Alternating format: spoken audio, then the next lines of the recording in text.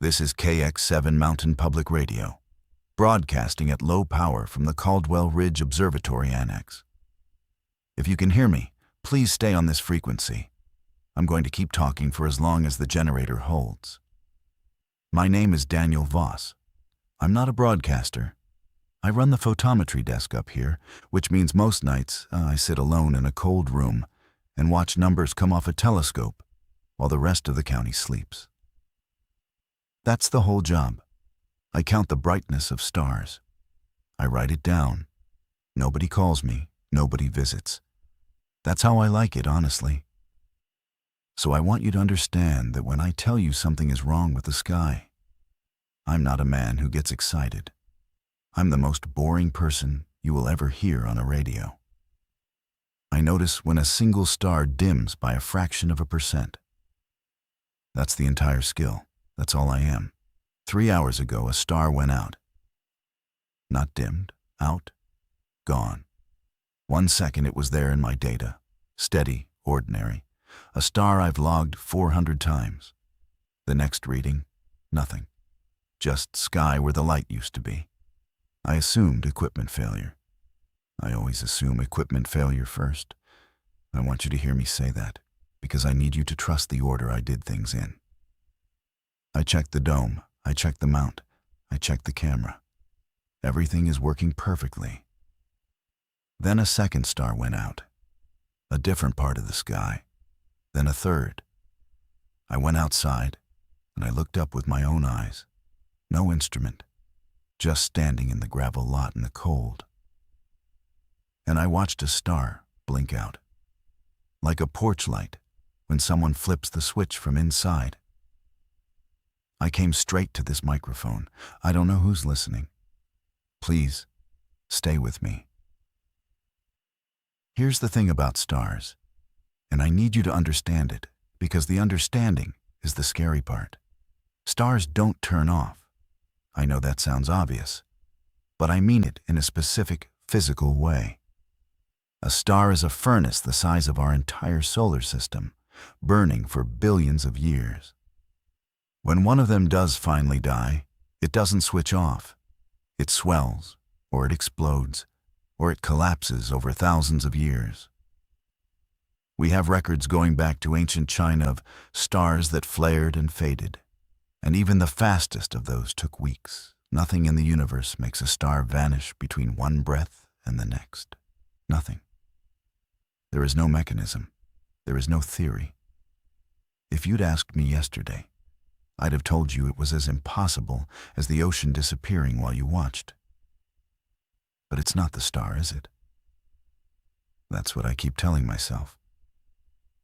A star that far away, the light I'm seeing left it before there were people on this planet. If the star itself died this instant, I wouldn't know for 10,000 years. So it's not the stars going out. It's the light. Something is happening to the light between there and here. Something is stopping it from arriving. I've been sitting with that thought for 40 minutes, and I cannot make it smaller. Whatever is doing this is not happening at the stars. It's happening close. It's happening in the space around us, maybe above us. I've logged 11 now. 11 points of light, gone, in a loose scatter across the eastern sky. I keep the list on the desk in front of me. I keep adding to it. It's the only thing keeping my hands steady. I tried to call the main facility in Tucson. The line is dead. Not busy. Dead. No dial tone. That was the second moment tonight my stomach dropped. The first was the porch light. I'm going to do something now that I've never done on the air because I've never been on the air. I'm going to ask if anybody is out there. If you're hearing this, and you have any way to respond, another radio operator, a ham setup, a phone that somehow works, anything. The call sign is KX7. I'm on the emergency civil frequency because the regular broadcast equipment in the annex is older than I am. And this is the only transmitter I could get running. I'm asking because I need to know if this is happening to me, or if it's happening to everyone. That distinction is everything right now. If it's only me, if it's some failure in my own eyes, my own mind, some carbon monoxide leak case in this drafty building making me see things, then I'm a sick man talking to nobody. And that's fine. That's almost a relief. I'll take the headache in the hospital. But if you're out there, and you've looked up, and you've seen what I've seen, then I need you to keep looking. And I need you to tell me what you see. Because 2 sets of eyes are better than 1, and right now I have exactly 1. And it's tired, and it's scared. The generator just hiccuped, came back. I have maybe 14 hours of fuel if I'm careful. I'm going to be careful. The count is 14 now. 14 stars.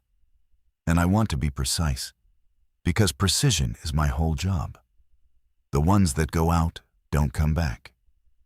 I've been watching the gaps. They stay dark. Whatever closes over them stays closed. I'll keep this frequency open. Talk to me. Somebody answered. A woman. Weak signal, a lot of static, from somewhere south of here. She said the name of her town, and I lost it in the noise, but I heard the important part. I heard her say, "We see it too." I want to tell you what that did to me. For 1 second, I felt relief. Pure relief, because I wasn't crazy. And then about a half second after that, the relief curdled. Because if she sees it, then it's real. And if it's real, it's not a leak in my building or a flaw in my eye. It's the sky. She said her husband woke her up. He's a long-haul driver, used to being out at night, and he told her the stars were going down like a board of switches. Her words, his words through her. A board of switches. She asked me what it was. She asked me like I would know. And I had to tell her the truth, which is that I have spent 20 years studying exactly this part of the universe, and I have never seen, read, or imagined anything like it. Then her signal dropped.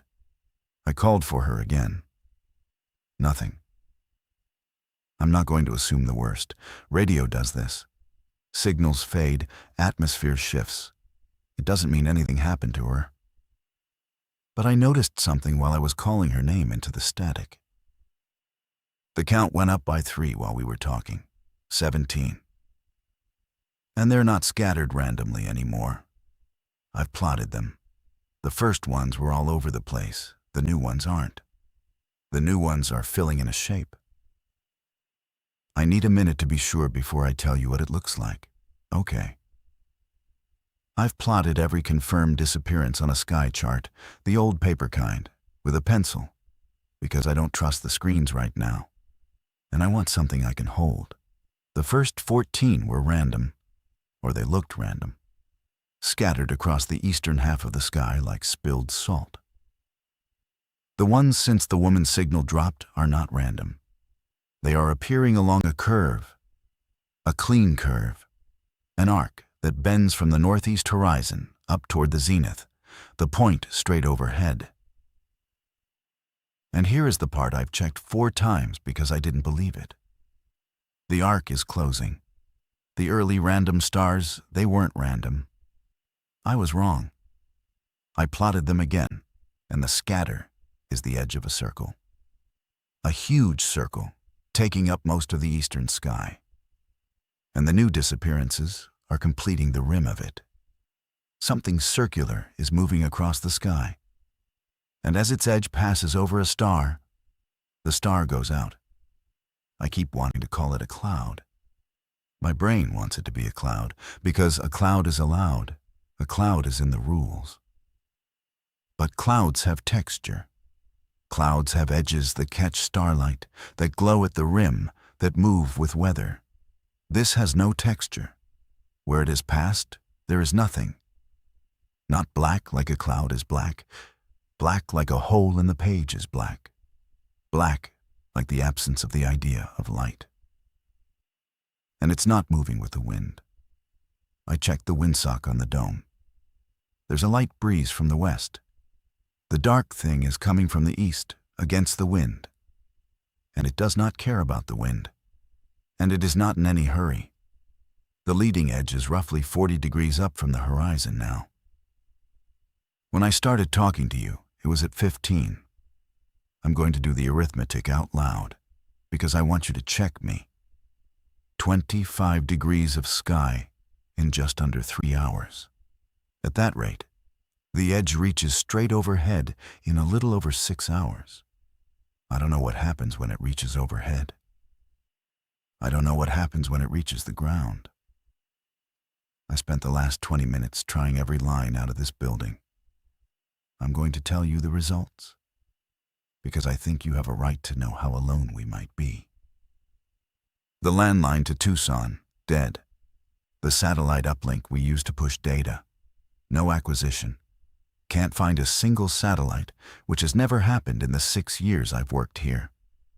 The internet obviously gone with the satellites. My cell phone, it shows bars. It shows full bars. And every call fails instantly. I think the bars are a lie the phone is telling itself.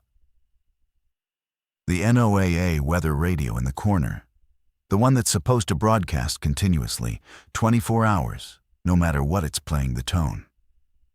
Just the tone. The flat alert tone, no voice after it, no message, looping.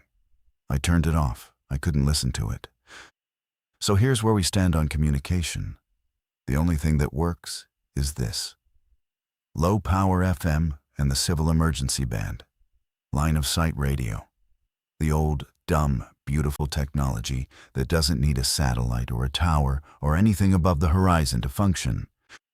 Which makes a terrible kind of sense, doesn't it? Because whatever is happening above the horizon. Everything that talks to the sky has gone quiet. Everything that talks across the ground still works. I got 2 more responses while I was testing the lines. A man, very calm, ex-military by the way he talked, somewhere to the west of me. He's seeing it too, but later than I am. The edge is lower in his sky.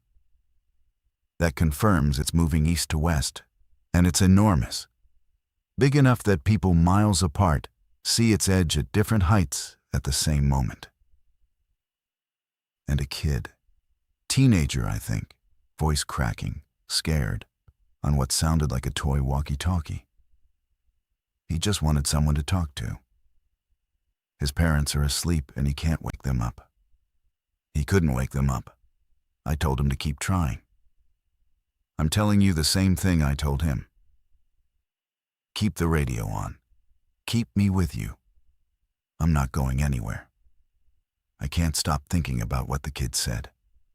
I can't wake them up. So I asked him to go check properly and tell me what he sees. And I want to relay it to you exactly as he relayed it to me, because I think it matters. And I think it's the most important thing anyone has told me tonight. He said his parents are breathing. They're warm. They look like they're sleeping.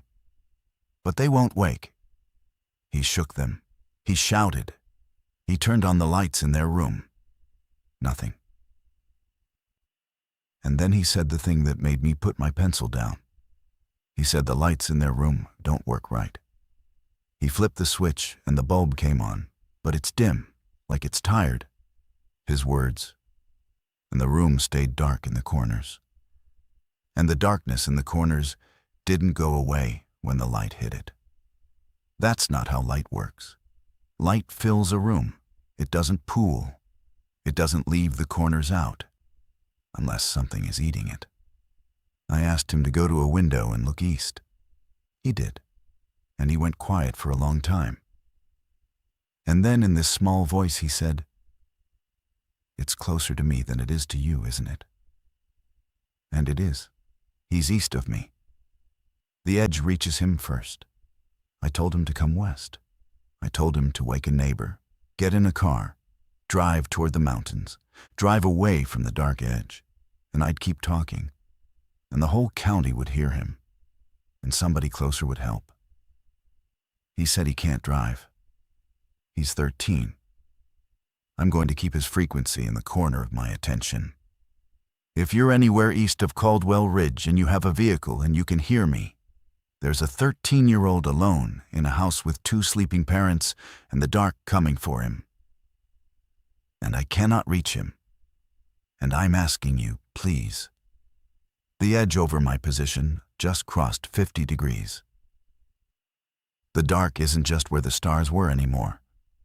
I can see it now, even where there were no stars. A wall, rising, smooth, patient. I need to correct something I said earlier. And I need you to update your picture of this with me, in real time. Because I just learned something, and it changes things. I called it a wall rising in the east. I said the dark was in the sky. I went outside again. And I looked along the line of the foothills to the east, where I know the terrain, where I've watched 1,000 sunrises come up over those specific ridges. The ridges are gone. Not dark. Gone. The dark doesn't stop at the horizon. It comes down past it. It's not a thing in the sky that I'm seeing from underneath. It's a thing standing on the ground, miles high, miles wide, and it's walking this way. And the part I saw blinking out the stars is just the top of it. The kid was right. It has a floor. It touches the earth. I think, and I'm speculating now. I want to be honest that I'm speculating. I think that's why the people don't wake up. I don't think the dark only takes light. I think when its base passes over you, it takes something else. The kid's parents are inside it now, or were when he last looked. Breathing, warm, gone somewhere behind their own eyes. I don't want that for him. I don't want that for any of you. So here is the first actual instruction I'm going to give. And I give it knowing I might be wrong. And I'd rather be wrong and have you safe than right, and have you trust me too late. Go west. Whatever west means from where you are. Away from the dark edge. Get to higher ground if you can. Because the dark moves slower uphill, I've watched it slow against the foothills. And bring light. Every light you have. We're going to find out tonight whether light still means anything. I've started keeping a second list. The first list is the stars. I've stopped updating it. There's no point. There aren't many left in the eastern half of the sky to count. And counting them feels like reading names off a stone. The second list is people. Everyone who's reached me on this frequency. I write down where they are, roughly, and what time they last spoke. I'm going to read it to you, because I want it to exist out loud, in case this recording is all that's left. There's the calm man to the west, still with me. He's organizing, he's got a CB, and he's relaying to truckers on the interstate, turning them around, pointing them at the high passes. There's a nurse at a county clinic, north. She's got 14 patients she can't move, and a generator like mine. She's not leaving them. I didn't try to talk her out of it. I don't think I have the right. There's a couple driving the Ridge Road who keep checking in every few miles like a heartbeat. Every time they come back on, I let out a breath I didn't know I was holding. There's the kid, 13, east. His last check-in was 11 minutes ago.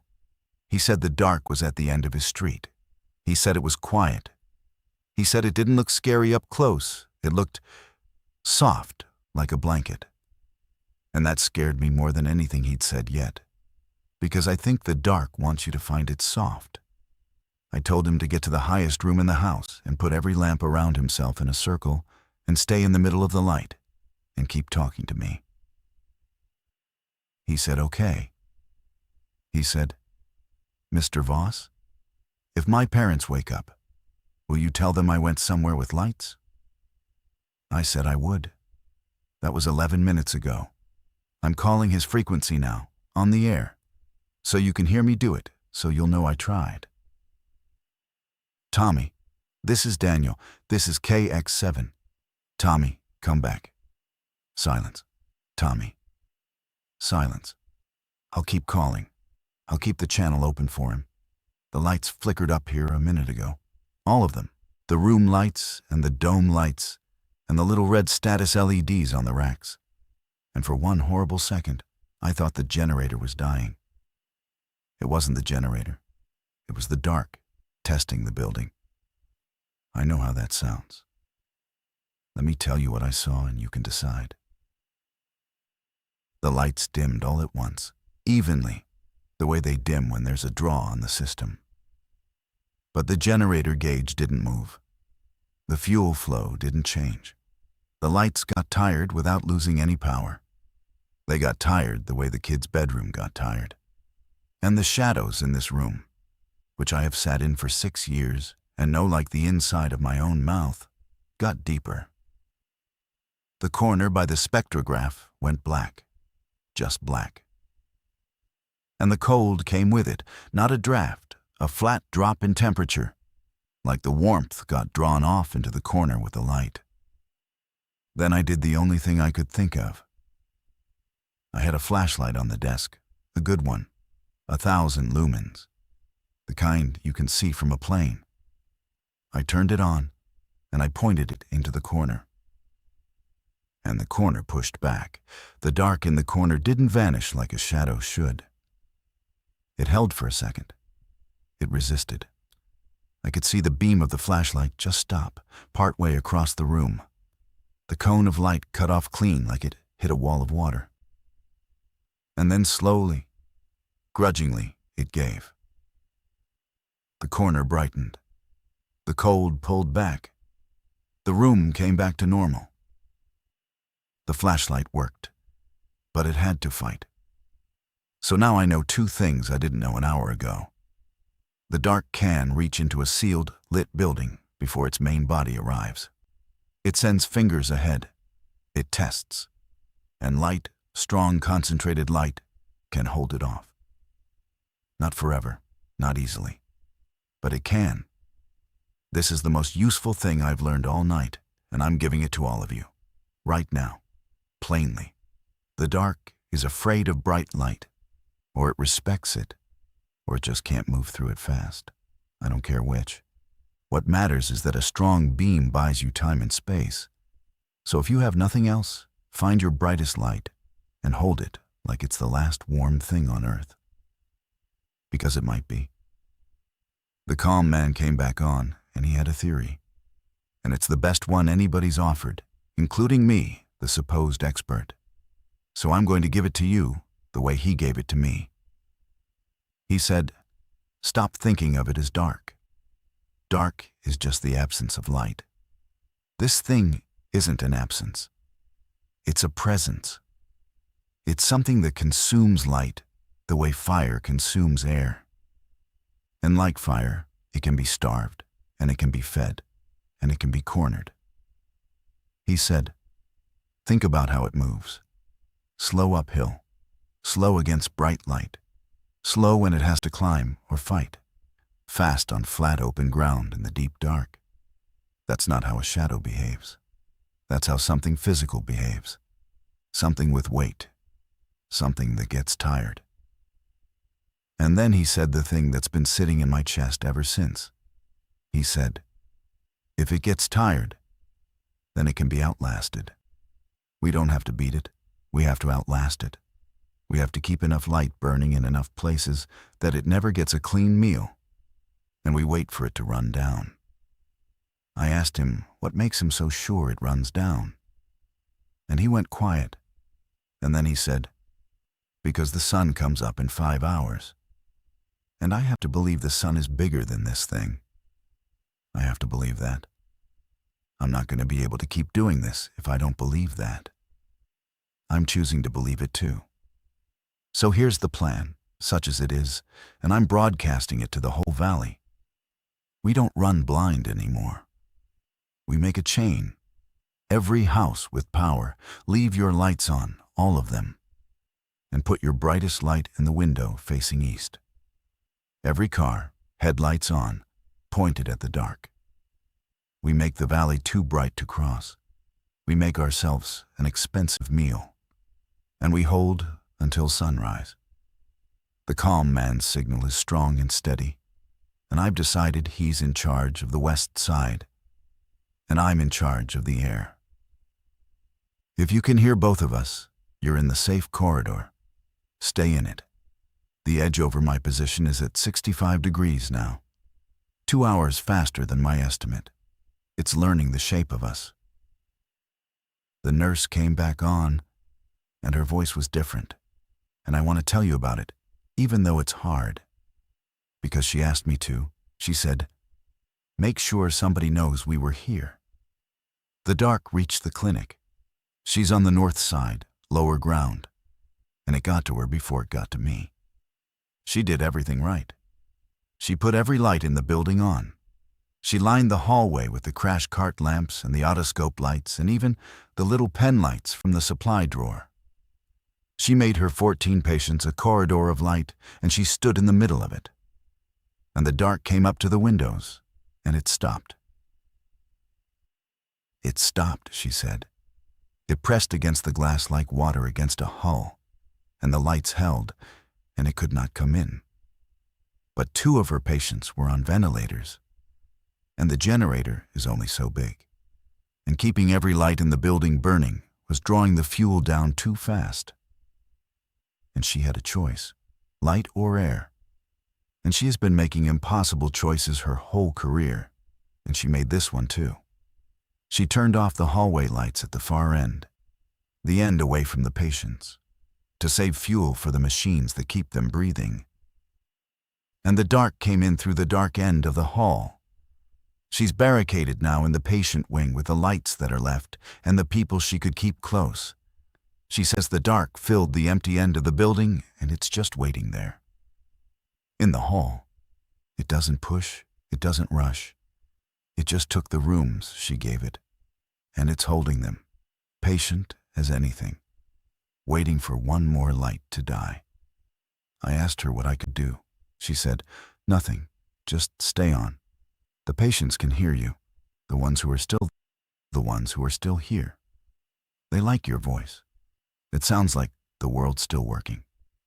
So I'm going to keep my voice working.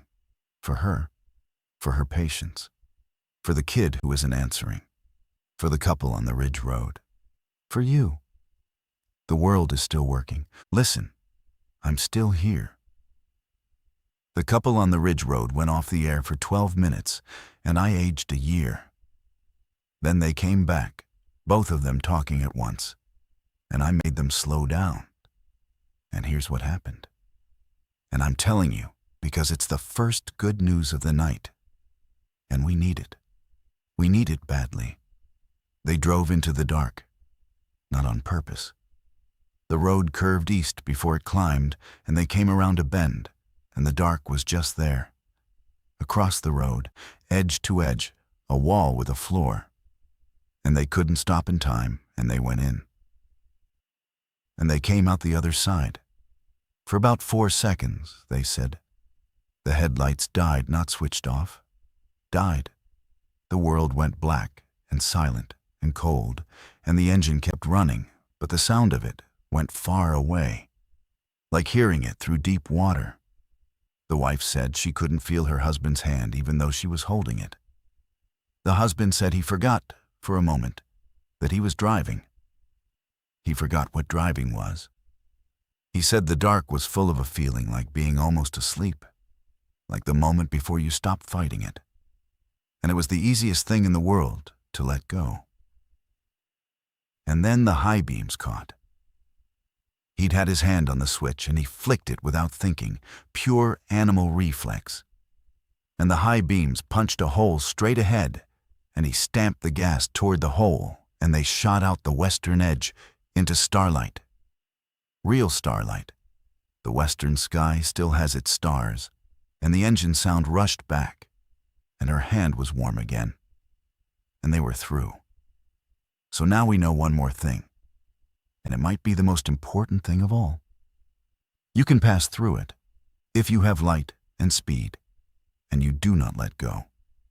The dark is not a wall, it's a river, and you can cross a river if you don't stop swimming.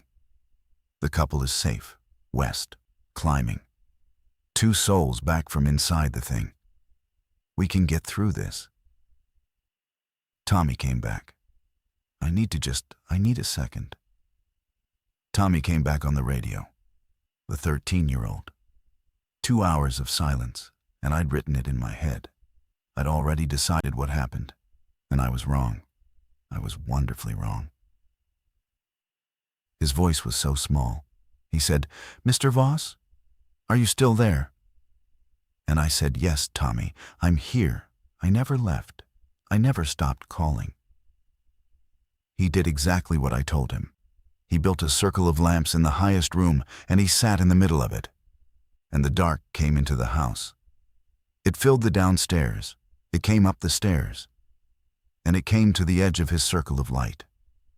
And it stopped. He said it stood at the edge of the light for 2 hours, and it didn't come closer, and it didn't go away. He said it didn't look soft anymore.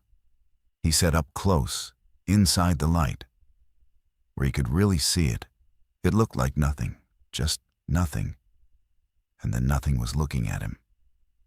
He kept the lamps on. One of them flickered, and he was so scared. He held it in his hands the whole time, this little bedside lamp. He held it against his chest like a heater. And then he said the dark pulled back, down the stairs, out of the house, just like that. It got tired. The calm man was right. It gets tired. It ran down at Tommy's house, and it gave up, and it left. Tommy's still in his circle of light. I told him to stay there till the sun comes up. I told him he did everything right. I told him his parents would be proud. He said, "Can you stay on till morning?" I said, "I'm not going anywhere, kid." The edge just crossed the zenith, straight overhead. The point in the sky directly above this building. I've been dreading it for hours, this moment, because I didn't know what it meant. And now it's here, and I have to tell you what it means. And I have to keep my voice level while I do it. Half the sky is gone. I'm standing in the dome with the slit open, and I'm looking up, and the eastern half of the sky is simply not there. Not black, not starless, not there. And the western half is still full of stars, ordinary, indifferent, beautiful. And there's a line across the middle of everything. A seam where the world that exists meets the thing that's eating it. And the thing about the seam is this: it's directly overhead, which means the floor of the dark, the part that walks on the ground, has reached this building. It's here. I can feel it. The temperature in the dome dropped 10 degrees in 2 minutes. My breath is fogging. The status lights on the telescope mount are dimming and brightening, like something breathing on them. And out past the open slit, on the eastern side of the dome, the air looks wrong. Thick, like looking through smoke that has no smell and no movement. I've moved all my lights, every flashlight, every lamp, the emergency floods.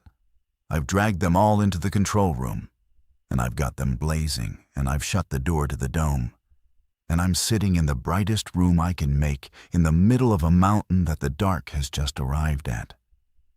I want to tell you I'm calm. I'm a calm person. It's the only thing I've ever been good at. But my hands are shaking. And I'm going to let you hear that in my voice, because I think you deserve the truth, more than you deserve my composure. I'm scared. But I'm scared with a plan. I have light. I have a strong signal. I have the calm man to the west, and Tommy in his circle, and the nurse holding her wing, and the couple climbing toward the stars. I am not alone, and neither are you. And the thing outside this door gets tired. We've proven it gets tired. And the sun comes up in 3 hours and 11 minutes. 3 hours and 11 minutes. I can keep talking for 3 hours and 11 minutes. Watch me. I have to talk to you about the generator. And I have to be honest about the numbers. Because you've trusted me to be honest about numbers all night. And I'm not going to stop now, even though the numbers are bad. I said earlier I had 14 hours of fuel. That was before I turned on every light in the building. Light is the only weapon we have, and I've been burning it as fast as I can. And the generator is burning fuel to make it, and the math has caught up with me. At my current draw, I have maybe 2 hours. The sun comes up in 3. You see the problem. You're as good at this arithmetic as I am.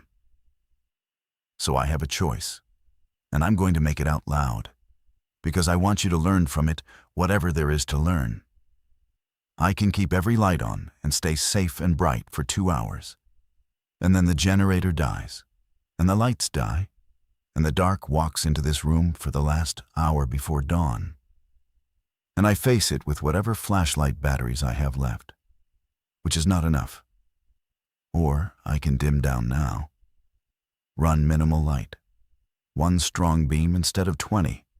Make the fuel stretch to 3 hours, to dawn, and gamble that 1 beam is enough to hold the dark at arm's length the whole time. 1 light for 3 hours against the thing at the door. It's a worse kind of safe. But it reaches morning. I'm choosing the morning. I'm shutting the lights down now, one by one, and I want you to hear me do it, because each one is going to hurt. Click. That's the dome floods. Click. That's the rack lights. Click. That's the overheads. The room is dark now, except for one thing. The big flashlight, the 1,000 lumen beam. I've stood it on the desk, pointing at the door, and it throws a cone of hard white light across the room and onto the door where the dark wants in. The corners are black already. The cold is coming in around the edges of the light. I can actually hear it now, a sound like the lowest note on an organ, felt more than heard, coming through the wall. But the beam is steady. 1 light, 3 hours. Let's go. I've had a lot of quiet time in the last hour to think, sitting here in the cone of 1 flashlight with the dark pressed against the edges of it. And I want to share a thought, because thinking out loud is keeping me steady, and maybe it'll steady you too. Everyone keeps asking what it wants. I asked it myself, out loud, like a crazy person, an hour ago. What do you want? I don't think it wants anything. I think that's the mistake we keep making. We keep treating it like a creature, like it has hunger, like it has a plan. The calm man said it eats light, and that's a useful way to act, but I don't think it's true. I don't think it eats. I don't think it hunts. I think it's just the way things go when nothing stops them. Here's what I mean. Light fills a room because we live on a planet next to a star. And the star pours out light, and the light is winning, everywhere, all the time. We think of light as normal and dark as the absence. But maybe it's the other way around. Maybe the dark is what's normal, in the great cold everywhere of the universe, and light is the strange thing, the rare thing, the thing that has to be made and kept and defended. And maybe tonight, for reasons I will never understand, the light stopped winning. And the dark just came back into the space it's always been pushed out of. Not as an attack, as a tide, as the way the ocean comes back when the wall fails. And if that's true, then the calm man and Tommy and the nurse and the couple and all of us holding lights in our windows aren't fighting a monster. We're being the star. We're doing the one thing the universe does that holds the dark off. We're making light and refusing to let it go. That's all we are tonight. We're little suns scattered across a valley, burning what we have to push back the oldest thing there is. And in 2 hours and 40 minutes, the biggest light any of us has ever known is going to come up over those mountains. We just have to keep burning till it gets here. The flashlight flickered. I want to be precise. It didn't dim. The battery isn't dying, I checked. The charge is fine. It flickered, like something passed in front of it, except nothing passed in front of it. There's nothing between the lamp and the door, but 6 feet of cold air. The dark is leaning on the light itself now, not coming around it, pushing on it, trying to thin it from the inside. I've seen the corner fingers. I've seen it reach into a lit room. But this is new. This is it, learning that the light is the problem, and going for the light directly. I have a backup, a second flashlight, smaller, maybe 400 lumens, in the desk drawer. I've got it in my hand now. If the big one goes, I light the small one in the same instant. There can't be a gap. I've been practicing the motion. Thumb on the switch. Don't look away from the door. The big beam just flickered again. Longer this time. Half a second of dimness, and in that half second the cold came forward a full step. I felt it cross my ankles, and the sound through the wall rose half a tone. Then the beam steadied. I talked to it. I know how that sounds. I said, "Hold on," out loud. "Hold on. You've got 2 hours of fuel, and I've got 2 flashlights, and the sun is coming, and you are not going out. Do you hear me? You are not going out." The calm man is still on the air. His signal's getting rough, but he's there. He's lost 2 houses on his east side. Dark got over the lights, but the people got out. They ran west in time. He's accounting for all of them. He's still counting. As long as he's counting, I know the west is holding. Tommy's quiet, but his channel is open. I check it every few minutes. Open channel means, a working radio means, a boy in a circle of light. Hold on, something is happening in the west. I can't see the western sky from in here. I've got the door shut and the dome sealed, and I'm in a windowless box of concrete with 1 beam of light. But the couple on the ridge, the ones who climbed highest, they came on the air a minute ago, and the wife was crying. And at first, I thought the worst. And then I understood she was crying because of what she could see. She said the sky in the east, their east, which is my overhead, is going gray. Not the dark gray of the thing, a different gray, a thin, cold, ordinary gray. The gray before dawn. It's too early. By my watch, it's too early by 40 minutes. But she's higher than me, much higher, and dawn comes to the high places first, and she swears it's real. She swears she can see the line of the mountains coming back. Black against gray, the ridges that the dark erased are coming back as the light returns. And here's the thing she said that I'm going to hold on to for the rest of my life, however long that is. She said, "Where the gray touches the dark is pulling back. Not fighting, not dying dramatically, just withdrawing, sliding back down the slopes the way a tide goes out. Quiet and total and in a hurry now, after being so patient all night. The first real light of the real sun touches the edge of the thing, and the thing simply leaves."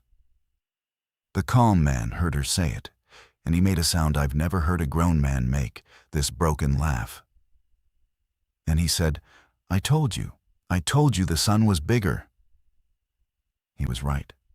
He was right all along. It's not here yet. Understand me, it's not here yet. The gray is on the high ridges, and I'm in a sealed room on the side of a mountain, and the dark is still at my door. And the beam in front of me is still flickering. And I still have to survive the gap between now and when the light reaches this exact spot. But for the first time tonight, there is a clock running in our favor instead of against us. The dark is on a deadline now, and it knows it. I can feel it through the wall. The sound is changing, faster, hungrier. It knows the light is coming, and it wants whatever it's going to get before then. Hold your lights. We're almost there. It's trying the door. I need to tell you this calmly. and I'm going to fail. And that's okay. The dark is no longer waiting. The patience is gone. With the gray coming up in the west and the clock against it, the thing at my door has stopped being polite. The cold came forward all at once. The whole room dropped. My breath is a cloud. Frost is forming on the metal of the desk, actual frost, fern patterns spreading across the steel while I watch. And the door, the heavy steel door to the dome, is bowing inward, not breaking, bowing, like there's pressure on the other side, immense and even, the dark leaning its whole weight against the one barrier between it and the last lit room on this mountain.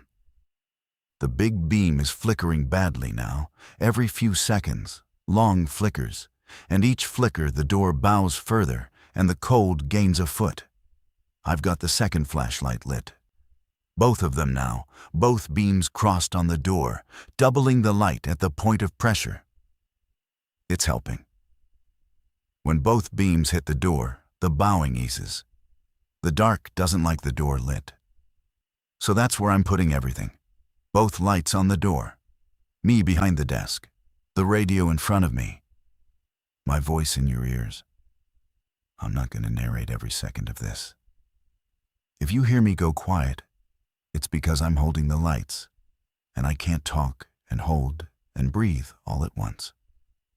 Quiet doesn't mean gone. Remember that. Quiet doesn't mean gone. The gray in the west is climbing down the mountains. The couple's relaying it like a play-by-play, foot by foot, ridge by ridge. The light coming down toward the valley floor, toward the clinic, toward Tommy's town, toward this annex. It has to cross a lot of ground to reach me. I'm tucked in a fold of the mountain that the sun reaches last. Of course I am. Of course the last lit room is the last place the sun arrives. But it's coming. It's actually coming. I can do the arithmetic. Light moves down a mountain at the speed the planet turns, slow and absolutely certain. And there is nothing the dark can do to make the planet stop turning. Both beams on the door. Come on, son. The big flashlight died. It just died. No flicker, no warning. The beam was there, and then it wasn't. And the room lost half its light in an instant, and the door groaned and bowed, and the cold came across the desk and touched my hands. I've got one light left. The little one. 400 lumens. Both hands wrapped around it, pointing it at the door. And the cone is smaller and weaker, and the dark is crowding the edges of it.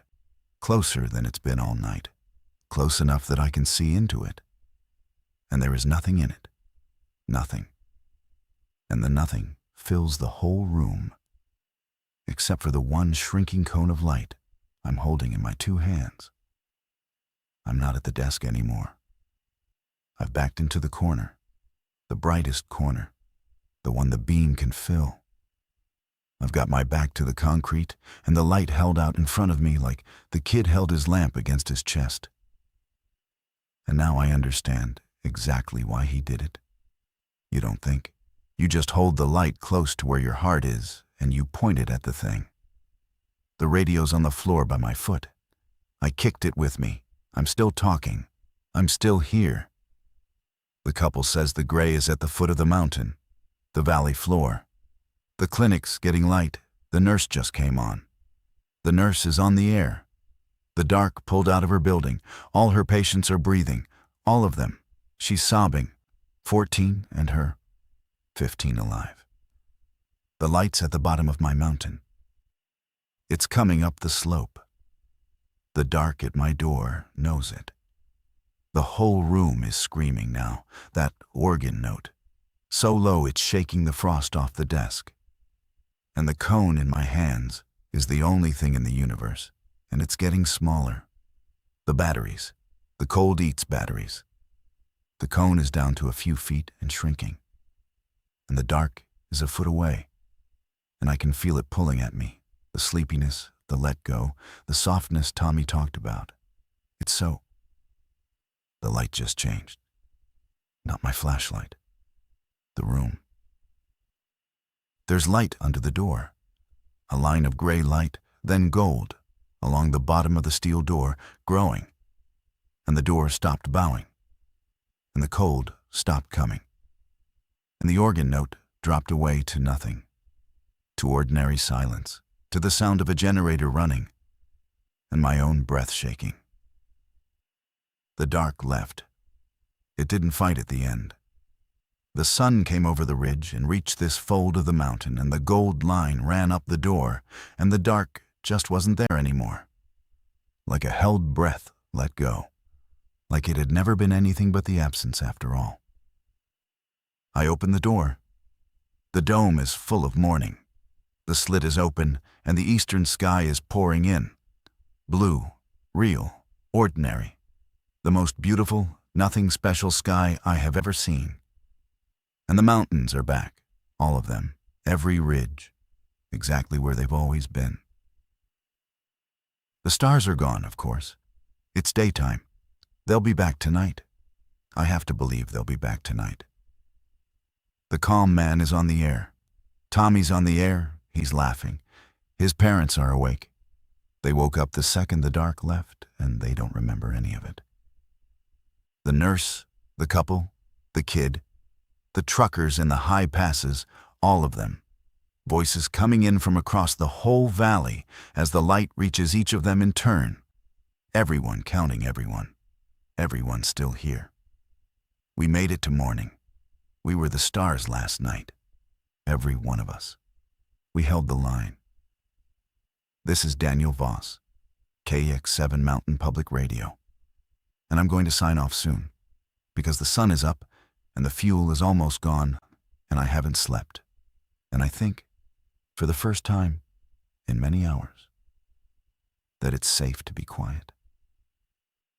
I don't know what happened last night. I want to be honest about that to the very end. I'm the photometry guy. I count the brightness of stars.